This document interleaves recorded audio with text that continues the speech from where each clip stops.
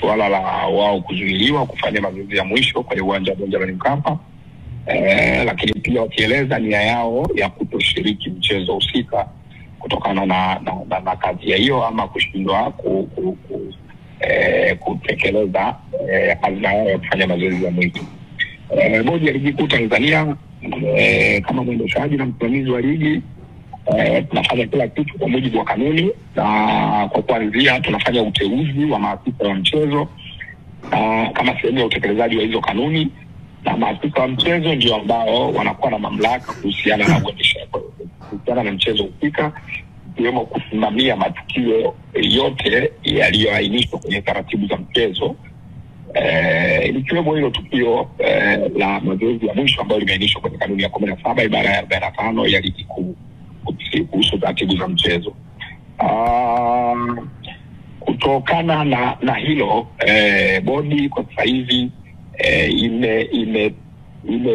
imewataka maafisa wa mchezo kutuma taarifa zao kwa dharura, kwa maana kutuma kwa haraka inavyowezekana taarifa kuhusiana na tukio hilo, ili sasa bodi ijue inapaswa kufanya nini. Kwa sasa hivi hakuna chochote kinachoweza kufanyika mpaka pale tutakapokuwa tumepokea taarifa rasmi kutoka kwa maafisa wa mchezo, akiwemo kamishna wa mchezo, mratibu mkuu wa mchezo pamoja na afisa usalama wa mchezo ambao walikuwepo, na kwamba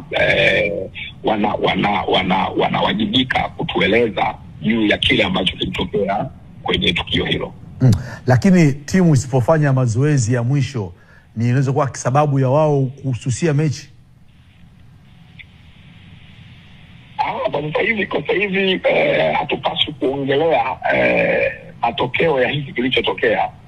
Kama nilivyoeleza awali ni kwamba sisi tunapaswa kusubiri taarifa ya maafisa wa mchezo.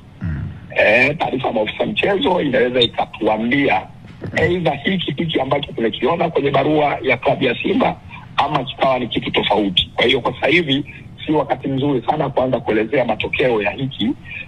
Nadhani ni wakati wa kuvuta subira ili sisi sasa kama waendeshaji tupate taarifa rasmi kuhusiana na hilo jambo, tuone ulinganifu wake na taarifa ambayo Simba Sports Club wameituma kwetu, na baada ya hapo basi tutatoa taarifa rasmi tukieleza pia kinachoweza kutokea ama kitakachoendelea baada ya hapo. Hakuna harakati zote zinafanyika za kuwashawishi Simba wabadilishe maamuzi yao wakacheze mchezo wa leo? Ni mpaka tutakapopokea taarifa ya maafisa wetu wa mchezo, kwa sababu kupokea taarifa kutoka upande mmoja haitoshi kufanya maamuzi ya busara ama kuchukua hatua za busara zinazojaa busara ama uendeshaji kabla hujapokea taarifa ya upande wa pili, kwa maana ya maafisa wa mchezo husika. Kwa mfano akabainika mwenye makosa hapa, kanuni zipi ambazo